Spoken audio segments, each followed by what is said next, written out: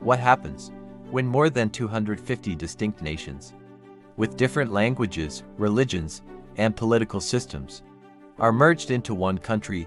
This is the story of Nigeria, a nation of extraordinary diversity, a country shaped not only by its people, but by decisions made over a century ago. To understand Nigeria today, we must return to 1914.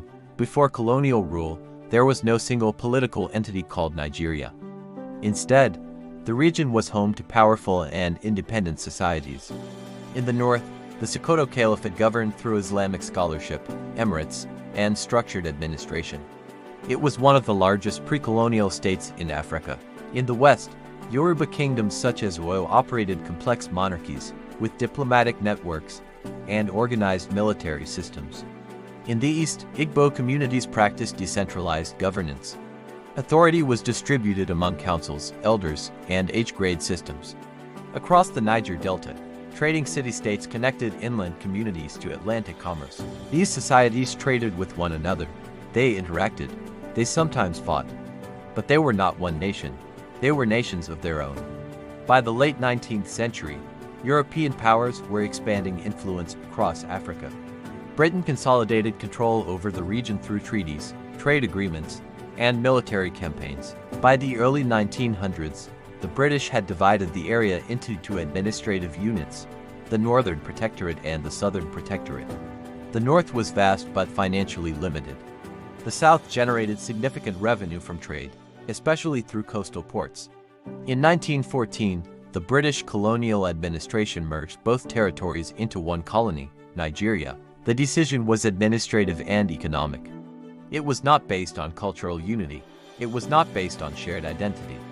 It was designed for governance efficiency. The name Nigeria itself had been suggested by British journalist Flora Shaw years earlier. With one signature, over 250 ethnic groups became part of a single colonial structure. Although Nigeria became one colony, it was not governed uniformly. In the north, the British implemented indirect rule. Traditional emirs retained authority under colonial supervision. Islamic institutions were largely preserved. In the south, missionary education expanded rapidly. Western-style schools, Christianity, and new administrative structures reshaped society. These contrasting approaches created structural differences. Educational access varied. Political exposure differed. Administrative training developed unevenly. By the mid-20th century, regional identities were deeply rooted within a shared colonial framework. Nigeria was one colony, but it contained multiple political experiences. In 1960, Nigeria gained independence from Britain. Expectations were high. The country was rich in culture, resources, and population, but political competition quickly reflected regional dynamics. Federalism became central to governance. Balancing diversity required negotiation and compromise. In 1966, political instability escalated following military interventions. Tensions deepened. In 1967, the eastern region declared independence. What followed was a civil war that lasted until 1970. The conflict was complex, political, economic, and regional in nature. By 1970, Nigeria remained united as one nation. But the experience left lasting lessons about unity, diversity, and governance. Despite early challenges, Nigeria evolved. Oil became central to the economy, urban centers expanded. Democratic transitions reshaped governance structures. Today, Nigeria is one of Africa's most influential countries. Its population is one of the largest in the world.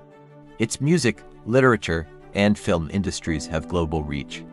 Yet its strength remains what it has always been: diversity. More than 250 ethnic groups, multiple religions, hundreds of languages. What was once a colonial administrative decision has become a complex national project. Nigeria did not begin as one unified nation. It was formed through amalgamation, tested by regional tension, shaped by colonial governance, strengthened by resilience. The question is no longer, what happens when 250 nations become one country? The question now is, how does one country transform diversity into strength? The story of Nigeria is still being written, and understanding its past is essential to shaping its future.